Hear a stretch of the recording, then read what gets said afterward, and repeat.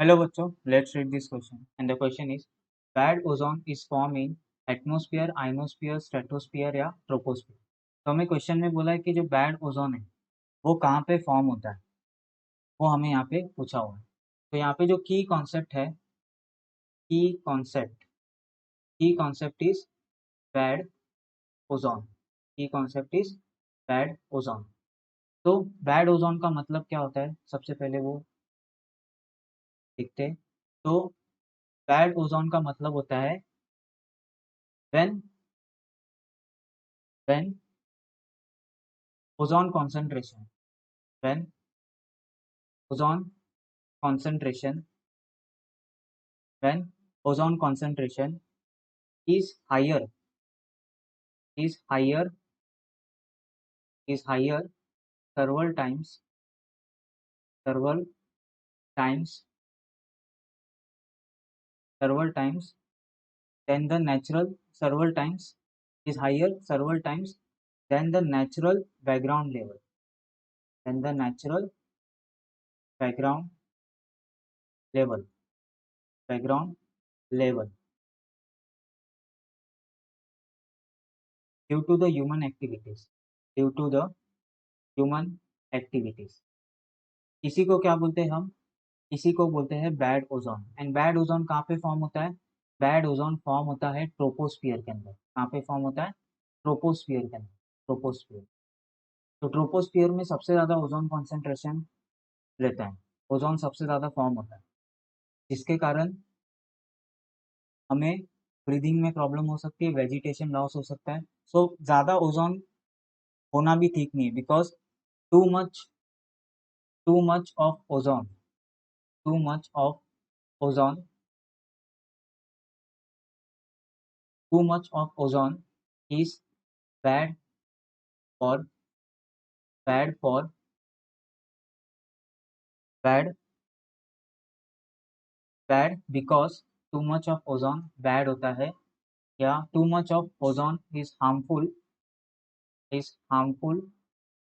to organisms to organisms because it cause breathing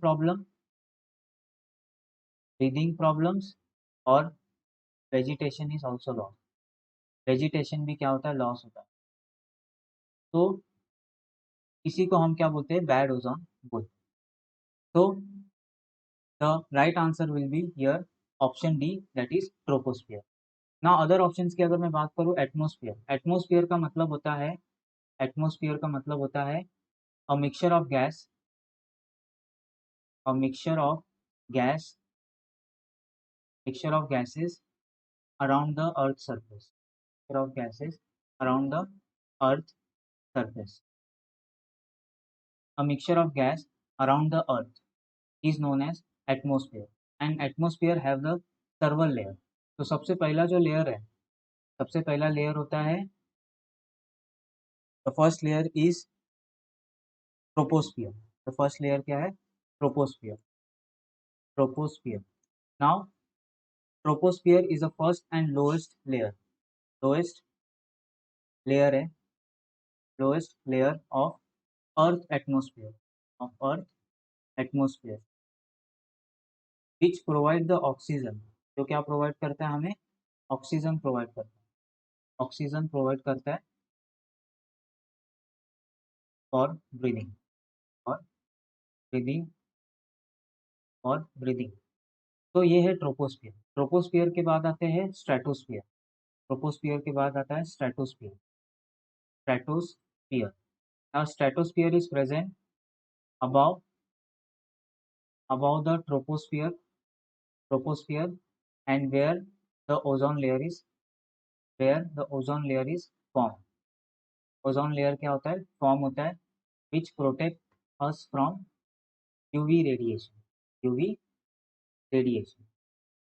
तो हमें ozone layer कहाँ पे देखने मिलता है, स्ट्रेटोस्फियर के अंदर देखने मिलता है। देन स्ट्रेटोस्फियर के बाद जो थर्ड लेयर है, the third layer will be mesosphere.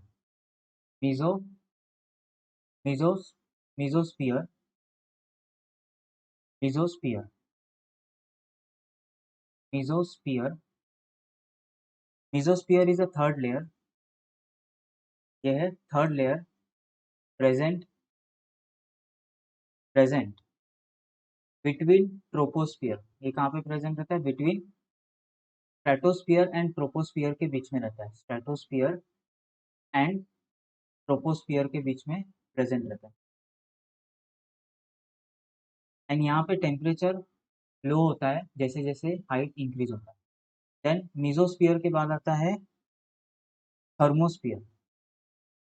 Thermosphere, now thermosphere is one of the layer जहाँ पे यूवी रेडिएशन जो होते हैं।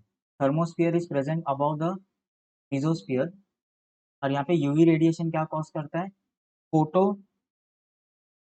फोटो आयोनाइजेशन कॉज करता है। फोटो आयोनाइजेशन कॉज करता है मॉलिक्यूल्स का। फोटो आयोनाइजेशन ऑफ मॉलिक्यूल्स क्या करता है? कॉज करता है। इसके लिए यहाँ पे आइनोस्फीयर लेयर सबसे ज़्यादा प्रेजेंट है। और लास्ट में थर्मोस्फीयर के बाद प्रेजेंट होता है, थर्मोस्फीयर के बाद is your exosphere, is your exosphere. तो this is a layer of atmosphere. तो हमें क्वेश्चन में पूछा कि बैड ओजोन कहाँ पे फॉर्म होता है, तो एटमोस्फियर में नहीं होता, ना आइनोस्फियर में होता है, ना स्ट्रेटोस्फियर में होता है। अब बैड ओजोन फॉर्म होता है due to the human activity. सबसे ज्यादा ओजोन कॉन्सेंट्रेशन फॉर्म होता है ट्रोपोस्फियर के अंदर, और उसी कंडीशन को बैड ओजोन बोलते हैं, जो ब्रीदिंग प्रॉब्लम कॉज कर सकते हैं, वेजिटेशन लॉस हो सकता है and etcetera, and various harmful effect है ओजोन के। तो option D will be the right answer, that is troposphere. I hope you will understood it well. Thank you and best of luck.